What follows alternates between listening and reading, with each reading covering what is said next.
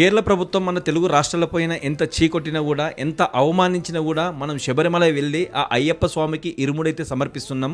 రీసెంట్గా ఒక భక్తుడు అనేది నాకు దర్శనం కరెక్ట్గా కాలేదు, నేను మళ్ళీ దర్శనం చేసుకోవాలంటే ఎలా వెళ్ళాలి అన్నందుకు అక్కడున్న పోలీస్ అధికారి జిప్ ఓపెన్ చేసి చూపించిండు. తెలుగు ఫిలిం ఇండస్ట్రీ నుంచి కూడా ఒక హీరో అనేది దర్శనానికి వెళ్ళాడు. ఆయనను కూడా విఐపి దర్శనంలో కాకుండా బ్యాక్ సైడ్కి వెళ్ళి అయితే తీసుకుని వెళ్ళారు. మన తెలుగు ప్రజల మీద ఎందుకు వాళ్ళకి అంత పగనో అర్థం కావట్లేదు. ఒక్కసారి ఇక్కడ చూడండి, హీరో వరుణ్ సందేశ్ అనేది అయ్యప్ప స్వామి దర్శనానికి వెళ్తే విఐపి దర్శనంలో కాకుండా బ్యాక్ సైడ్కి వెళ్ళినది ఆయన తీసుకొని వెళ్ళారు. ఇది ఎంత అవమానకరం అంటే అసలు మాటల్లో చెప్పలేనిది. ప్రతి ఒక్కరికి అనేది ఇదే విధంగా అవమానిస్తున్నారు వీళ్ళు.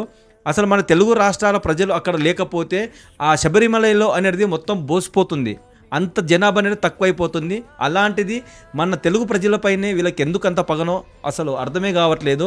ఈ వీడియో పైన మీ అభిప్రాయం ఏందో కామెంట్ రూపంలో కామెంట్ చేయండి. సామ్యేష్.